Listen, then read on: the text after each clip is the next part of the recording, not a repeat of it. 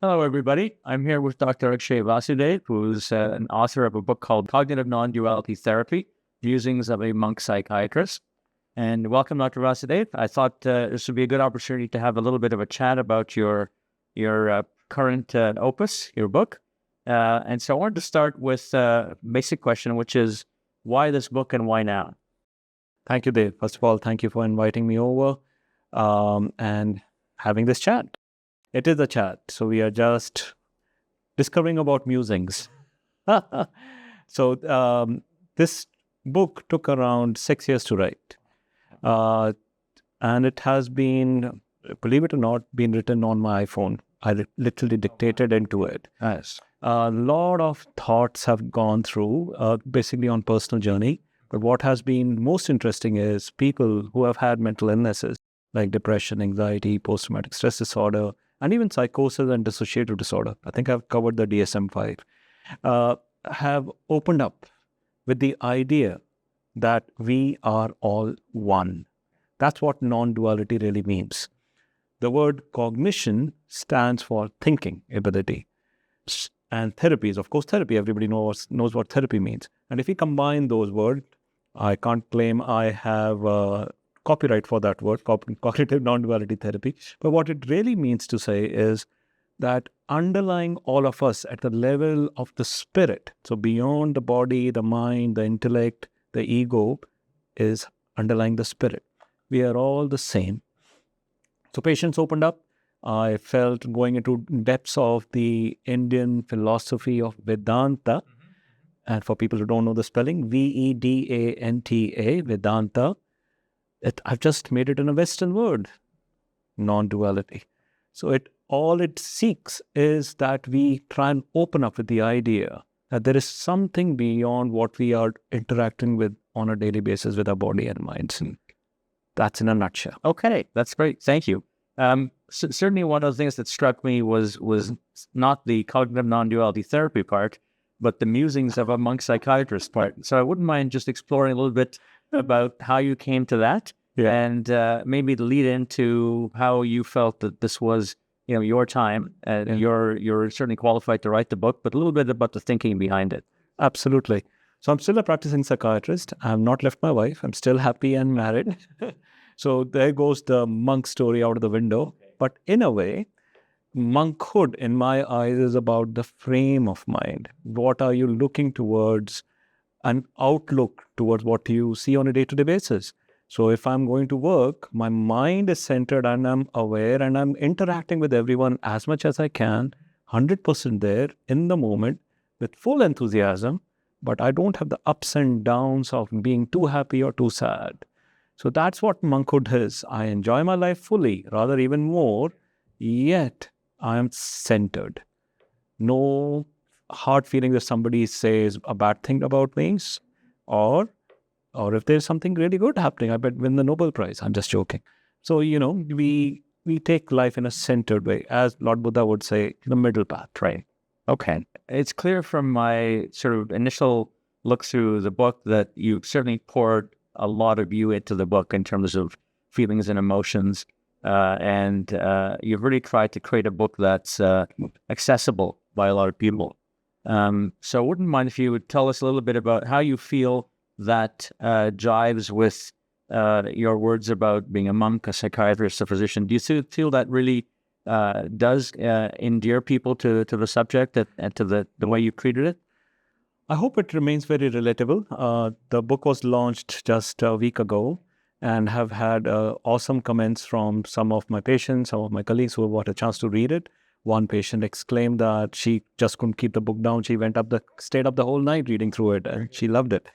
What we, in the West, we don't understand what the East has to really offer. And we think that these people from the East are just trying to teach yoga, as an example, right? But yoga is not just sitting and doing something and getting into poses to become a cow or a dog or a snake. It's something much, much more deeper. And I've only taken a very small snapshot of what really the deepest part of the knowledge is. Using Vedantic framework, it really is a self-explanatory exploration journey. Your journey is very different than mine, Dave. We are living in different lives. We are, have had basically a different personal history, personal background, and yet all of us inside are just the same. That's the most intriguing part. So how we can get to that part is the cognition. Who am I? If we keep asking ourselves that question, we get more answers and even perhaps more questions, but at least then we are not restricting ourselves to the small mind that we have. We are going beyond those realms. More intuition arises, more ability to understand what life is really about. My relationship with the higher power, the divine, God, whatever you want to call it, that increases, and perhaps even you become devoted. Devotion increases. That's been my experience anyway. Okay, great. So as you were going through, forming the thoughts and the treatises and the overall journey for the book, you must have had your readers in mind throughout that process. Yes. So I'd like to sort of get a sense from you of what would delight you in terms of a take-home message that your users could take and help them on their own journey coming out of this book. Such a beautiful question. I appreciate that. As somebody who has experienced mental illness myself, I have been through bad case of depression after I lost my dad nearly a decade ago now. And that led to the first book called Be Yourself, also available on Amazon. I'm doing a bit of selling. That made me go deeper into try and understand the basis of life, the basis of knowledge, which is hidden in various scriptures from the East particularly. And I had a spiritual awakening process after reading Swami Yogananda Paramahansa's very famous book, Autobiography of a Yogi. So I share that in the first book and then gave a little bit of understanding of what the principles as to where Swamiji was coming from. Right. Then I had a chance to go deep into the knowledge through two main organizations who supported me, Chinmaya Mission and Art of Living Foundation. Art of Living Foundation much more recently. And I met so many wonderful people in there.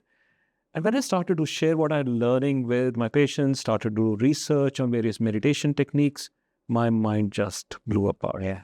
Then I realized that, you can participate in research, you can do meditation, but the experience is what is much most important. What is the personal experience of somebody who wants to go deeper into the spiritual journey? And that's how that book started to come through. So literally, I would keep my iPhone, put it on voice memo, and me and our patient would sit together and see what thoughts would come in. Then the book happened. So anybody can go through it. It's nothing big. As long as we have a therapist, a kind-hearted soul, we don't have to be a psychiatrist only. Any psychotherapist, psychologist, social worker, nurse who wants to explore deeper into the issues of mental health that a person is suffering from, they could use this book as a framework to ask, who am I?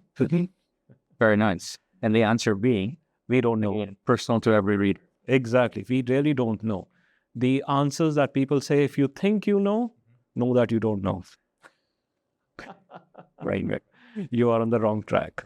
The answer is infinite. We really don't know our infinite capabilities, the Supreme Being and us are just one. That's why the non-duality cannot be expressed in one sentence. Right. And that's a huge learning in and of itself that many of us never come to in a lifetime or lifetimes. Yes.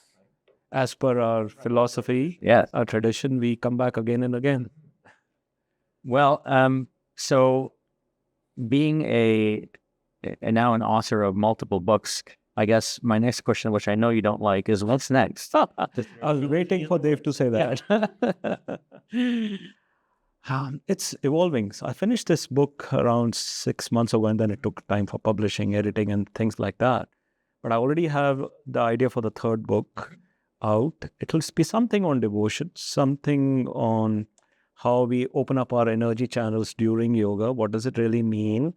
And how do we find that deep connection, which cannot have a name or a shape or a form, but definitely it's an energy field. It's a connection. And how our relationships change, our friends change, our understanding of how this world works. That I've given hints of in the last few pages of this book, but so much more has happened since then. Is there a particular way or process or sequence that you'd like your readers to take in your books? Is it, I got to read the first one first and then I move on to the next, or is it simply that also an individual journey? I'm just going to lean forward. Sure. And share again the first book. It's available on Amazon and all other book channels. First comes first, second comes second, obviously. And the third one might have to wait. I don't know yet. Right. Okay. Nice. So if you had to think of, one portion or one section of your book that really was the archetypal or the iconic part of the book that really you felt users had to read and understand and integrate into their beings, what might that be? And again, I'm asking you to delve into, to pick out one salient feature, which may or may not be possible. For me, each word in this book is precious. I've had to change it so many times where I felt, okay, I didn't get it perfect. But then I recognized that seeking perfection is something wrong as well. Right, absolutely. We have to let go of perfection for the heart to completely open up. So I hope when people open each page, they will find it's a heartfelt journey. Okay, I'll just open one page and space on page 21.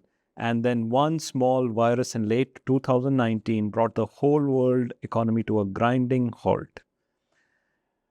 Indeed, the collective nervous system of the whole human population is currently in the most vulnerable position that it ever was. And that will automatically start people thinking about what's happening in the Middle East, what happened in China, what happened in Russia right now. It's happening.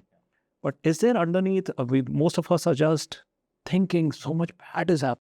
And most of us can't look at the depth of beyond the badness and even the goodness. So why is it happening? And when you start to meditate regularly, this whole book has got a few meditation sessions, which you just read and then you practice. Then you feel your own connection with the divine. Okay. Perhaps we get too involved in the process ourselves to look at it objectively and try and figure out why. Yeah. We get very involved in the what, perhaps. What? Exactly. Then the language of the heart is nothing to do with what and why. Exactly. Yeah. As they define those traditional descriptors. Yeah. Just observing. Yes. Which goes back to our philosophy, be an observer. Yes, silent witness. That's the way it's described in our spiritual textbooks as well. Terrific. Well, I'm going to turn it over to you if you had a particular, closing message or anything you want to give to our readers. It's a wonderful book, and on many levels, it's full of hope and inspiration, as well as a pathway to success, a different kind of success than we traditionally associate. And not the material success, but it's the inner spiritual success. So congratulations on a tremendous book. But if you had to, wanted to reach out to the audience and say a few words, I'd love to give you the opportunity to do that. Just be yourself, as the title says. Self with a S capital, that just epitomizes the individual spirit in us. So starting from your individual journey to a journey where you feel one with everything is the whole journey of life. And the final stage is where you feel there was never two anyway. So what am I trying to do? But, when we get there, that's the end party. So keep exploring, remain happy, and experience all experiences as divine interventions. Thank you, sir. So once again, Dr. Akshay Vasudev, Cognitive Non Duality Therapy, Musings of a Monk Psychiatrist, comes highly recommended, not only by the author himself, but by a separate viewer. So I encourage you all to have a look at the book. It's you'll certainly get a lot out of it. So thank you, sir. Thank you, Dave. Really appreciate this.